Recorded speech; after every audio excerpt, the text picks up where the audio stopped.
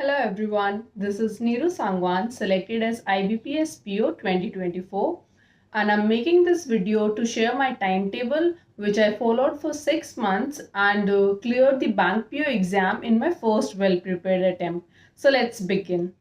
So before giving my timetable, I must share my background with you कि मैंने किस basis के साथ में प्रिपरेशन स्टार्ट की थी एंड मेरा स्टार्टिंग पॉइंट क्या था. So when I started my preparation, I was already confident about English. तो इंग्लिश में मैंने ज़्यादा फोकस किया ही नहीं, मैंने सिर्फ उसके मॉक्स से ही प्रिपरेशन की थी. And I had already prepared for UPSC for a few years. तो उससे मुझे कॉम्पिटिटिव एग्जाम्स के बारे में आइडिया मिल चुका था. सो इसलिए मुझे ज़्यादा टाइम या ज़्यादा एफर्ट नहीं लगा बैंक पीओ एग्जाम को क्लियर करने के लिए. इस इस बात को ध्यान में रखते हुए ही मैंने अपनी प्रिपरेशन स्टार्ट की थी एंड अकॉर्डिंगली टाइम टेबल ऐसा सेट किया था कि जो मेरी प्रिपरेशन हो वो इंटरेस्टिंग एंड हैप्पी रहे. ज़्यादा मैं बर्डन नहीं लेना चाहती थी इस प्रिपरेशन के टाइम में. आप भी ऐसे ही अपनी प्रिपरेशन कीजिए कि आप जो टाइम टेबल फॉलो करें उसमें आप पढ़ाई तो करें बट साथ साथ में आप अपनी हॉबीज़ को भी टाइम दें, हैप्पी रहने पर भी ध्यान दें, बाहर भी जाएं, घूमें भी थोड़ा सा. एंड सिर्फ बुक्स से आप एग्जाम क्लियर नहीं कर पाएंगे, सिर्फ पढ़ाई से, because smart work is also very important along with hard work. तो आप हमेशा फोकस करें स्मार्ट वर्क पर एंड ऐसा टाइम टेबल बनाएं कि आप एक लाइफ एंड स्टडी के बीच में बैलेंस बना के चलें. So let's see. I had two timetables. First was for about 3-4 months जिसमें मैंने कुछ प्रीलिम्स के लिए क्लासेस ली थी ऑफलाइन, जिसके लिए मुझे क्लासेस जाना पड़ता था. तो उस टाइम पर मैंने अपना टाइम टेबल थोड़ा चिल रखा था एंड मेन फोकस क्लासेस पर रखा था. एंड उसके बाद जब प्रीलिम्स आने वाला था उसके 1 या 1.5 महीने पहले मैंने थोड़ा रिग्रेसली पढ़ाई की थी. तो उसके लिए मेरा टाइम टेबल सेपरेट था. मैं दोनों ही टाइम टेबल आपके साथ में शेयर कर दूंगी. So let's see. So I'll attach my timetable here. So first of all, I used to wake up at around 7 in the morning and 7 to 9 मैं सबसे पहले पढ़ाई किया करती थी उस टॉपिक की जो कि क्लास में न्यू स्टार्ट होने वाला था. इससे क्या होता था कि मैं क्लास में प्रिपेयर्ड जाती थी एंड टॉपिक को अच्छे से समझ पाती थी एंड कुछ डाउट आता था तो एट द सेम पॉइंट मैं टीचर से तभी के तभी उसको क्लैरिफाई कर लेती थी. तो थोड़ा सा जब भी कोई न्यू टॉपिक स्टार्ट करें तो उससे पहले आप थोड़ा टाइम दीजिए और उसको समझिए, फिर उसके बाद उसके बारे में पढ़ाई कीजिए. तो मैंने यही किया था. मॉर्निंग में सबसे पहले उठते ही मैं न्यू टॉपिक को कवर करती थी, उसके बारे में जो भी थोड़ा बहुत बेसिक्स होता था उसको यूट्यूब वीडियोस वगैरह देख कर जाती थी. देन उसके बाद around from 9 to 10:30 I use to get freshen up and brunch वगैरह कर लेती थी. उसके बाद I use to leave for the class जिसमें अराउंड 11 to 2 मेरी क्लासेस होती थी मैथ्स एंड रीजनिंग की. सिर्फ मैंने क्लासेस ली थी फॉर प्रीलिम्स. तो उसके बाद 2 बजे 2 या 2:15 तक क्लासेस ओवर होती थी. उसके बाद फिर मुझे घर आना होता था तो उसमें अराउंड 3 PM हो जाता था. फिर उसके बाद घर आकर I use to have some snacks and take some rest.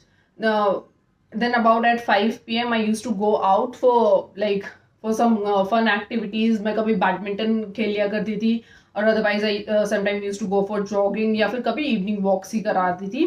उससे एक माइंड फ्रेश रहता है एंड आपको थोड़ा स्टडीज से ब्रेक भी मिल जाता है. तो you should also include some hobbies या फिर outdoor activities in your time table. फिर उसके बाद अराउंड 8 डिनर वगैरह करने के बाद मैं 8 to 10 में अपना रिवाइज करती थी जो क्लास में पढ़ाया गया था. This is very important. जो भी क्लास में किया जाए उसको डेली घर आकर रिवाइज कीजिए. इससे आपका जो भी टॉपिक न्यू पढ़ाया गया वो क्लास में वो साथ में क्लियर हो जाएगा. एंड साथ साथ में मैं उसकी क्वेश्चन पेपर्स की क्वेश्चंस की प्रैक्टिस किया करती थी जो कि डेली असाइनमेंट्स मिला करती थी उनमें से. फिर उससे भी आपको ये बेनिफिट मिलता है कि बाद में जाकर आपको पाइल अप नहीं हो जाता सब कुछ, बिकॉज क्लास में पढ़ना is one thing but self study is very important. तो मैं 2 घंटे तो एटलीस्ट डेली दिया करती थी जो भी क्लास में पढ़ाया गया है उसको रिवाइज करने के लिए थ्रू सेल्फ स्टडी. उसके बाद around 10 to 11 I use to scroll through YouTube videos या फिर कुछ टॉपर्स की वीडियोस देख ली कि उनका कैसा क्या शेड्यूल रहा था या फिर कैसा एक्सपीरियंस रहा था प्रिपरेशन के टाइम में. देन अराउंड 11 और something I use to sleep and 7 to 8 hours की मैं स्लीप लेती थी. This is very important to relax your mind and ताकि आप नेक्स्ट डे फिर से मोटिवेटेड उठें एंड नेक्स्ट डे को भी आप कॉन्कर करने के लिए रेडी रहें. So this was my timetable that I followed for like about 3-4 months. Beginning में मैंने ज़्यादा प्रेशर नहीं लिया था एंड मेरा मेन फोकस यही था कि मैं जो पढूं वो मेरे लिए इंटरेस्टिंग हो. मैं ऐसा टाइम टेबल फॉलो करूं कि जिसमें मैं पढूं तो पढ़ाई तो करूं ही, बट साथ में अपने आप को भी टाइम दूं, थोड़ा रिलैक्सेशन को भी टाइम दूं एंड थोड़ा बाहर भी जाऊं ताकि मेरा इंटरेस्ट बना रहे पढ़ाई में. ये ना हो कि मैं बर्नआउट हो जाऊं स्टार्टिंग में ही, या फिर इंटरेस्ट लूज हो जाए, या फिर डर आ जाए.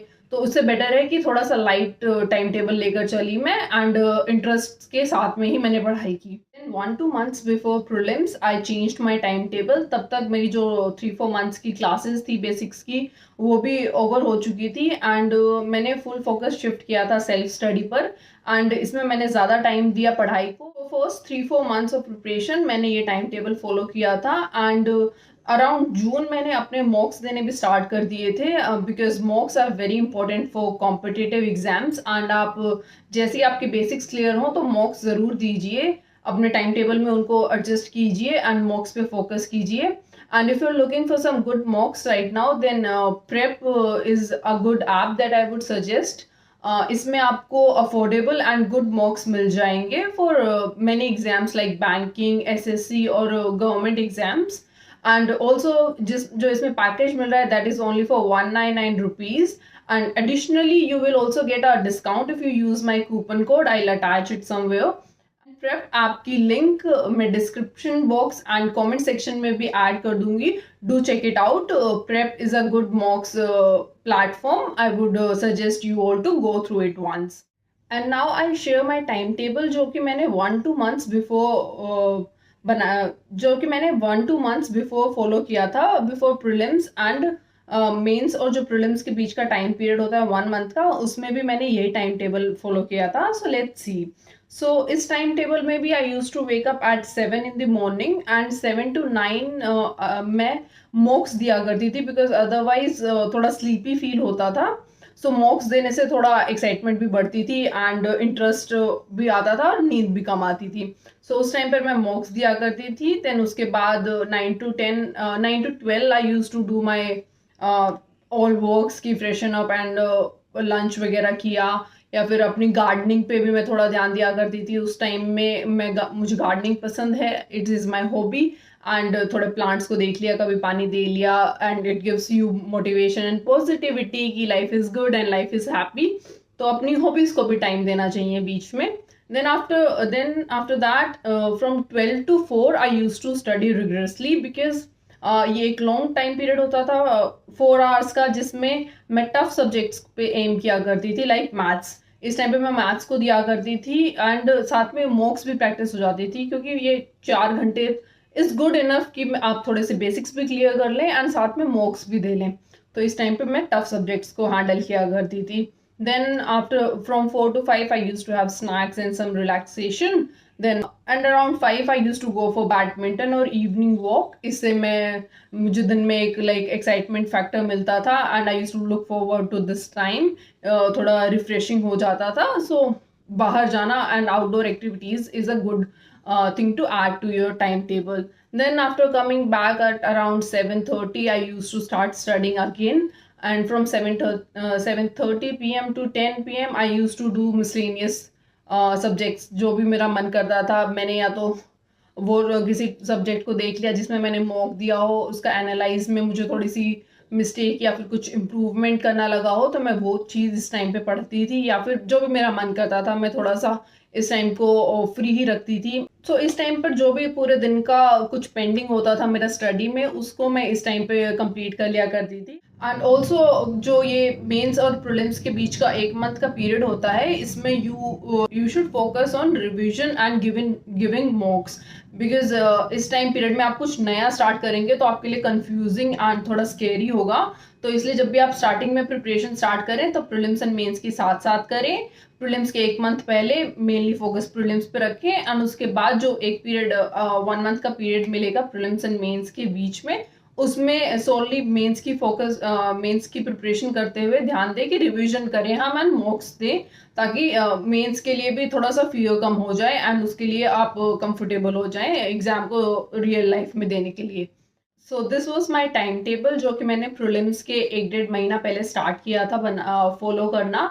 एंड इसमें मैंने फोकस किया था कि मैं स्टडी को ज़्यादा टाइम दूंगी एंड एग्ज़ाम को जितना जल्दी क्लियर हो पाए उतना जल्दी क्लियर करूंगी। तो मैंने स्टडी को सीरियसली लिया एंड मेंस के 1 मंथ में पहले जो टाइम होता है प्रीलिम्स के बाद, उसमें भी मैंने रेगुलरली पढ़ाई पे फोकस किया। एंड ऑल्सो रिमेंबर कि अगर आपका प्रीलिम्स अच्छा ना भी हुआ हो तो भी you must start preparing for mains after just 2-3 days of prelims, because आपको रिजल्ट का नहीं पता होता कैसा आएगा। तो जो आपने टाइम टेबल प्रीलिम्स के 1 मंथ पहले बनाया होता है उसको कॉन्टिन्यूसली फॉलो कीजिए, ताकि आप मेंस में भी उसी मेंस की प्रिपरेशन भी उसी माइंडसेट एंड उसी एनर्जी या फिर उसी कंसिस्टेंसी के साथ कर पाए जिससे आप प्रीलिम्स देने गए थे। एंड ऑल्सो जब प्रीलिम्स आने वाला था उसके 1 मंथ पहले मैंने मेंस की प्रिपरेशन बंद कर दी थी एंड मेरा मेन फोकस था कि मैं सिर्फ प्रीलिम्स पे ध्यान दूं एंड मॉक्स ज़्यादा से ज़्यादा अटेम्प्ट करूं, अपने आप को इन्वायरमेंट एग्जाम के इन्वायरमेंट के अकॉर्डिंग कंफर्टेबल करूं। तो इसलिए मैंने सिर्फ मॉक्स पे ध्यान दिया था एंड मेंस को 1 महीने के लिए थोड़ा ब्रेक दिया था प्रीलिम्स से पहले। देन जैसे ही प्रीलिम्स खत्म हुआ मैंने अगेन मेंस पे फोकस किया एंड उसके बाद मेंस के लिए मैंने करंट अफेयर्स को डेली किया था। कवर करने के लिए मैंने वीकली एंड मंथली कंपाइलेशंस देखी थी for 4 months of current affairs. So this was my all for my timetable video and I found it doable and मैंने ज़्यादा हेक्टिक शेड्यूल नहीं बनाया था अपना। मैं दोबारा बताती हूँ बिकॉज मेरा मेन फोकस ही ये था इस प्रिपरेशन में कि मैं हैप्पी रहकर प्रिपरेशन करूँगी, मैं अपनी प्रिपरेशन जर्नी को एंजॉय करूँगी। I hope you found this video useful and अगर आप इस वीडियो से कुछ सीखना चाहें मेरे टाइम टेबल से, तो आई वुड सजेस्ट कि आप ये सीखिए कि study and life and fun को आप बैलेंस करके प्रिपरेशन कीजिए। एंड ऑल्सो मेरा जो मेन मोटो था ये टाइम टेबल शेयर करने का, दैट वाज टू शो कि आप सिर्फ हार्ड वर्क से नहीं किसी एग्जाम को क्लियर कर सकते हैं, आपको स्मार्ट वर्क करना पड़ेगा। एंड फोकस रखिए कि आप अपना बेस्ट दीजिए एंड सबसे पहले उन टॉपिक्स को उस सब्जेक्ट्स को कवर कर लीजिए जिसमें आप थोड़ा सा नर्वस फील कर रहे हैं, जो आपके लिए न्यू हो। And for subjects like English जो कि मोस्टली सिटी ग्रोन्स की पहले से ही अच्छी होती है, तो उसको आप एंड में कर सकते हैं through मॉक्स only. And that was it for this video. Best wishes.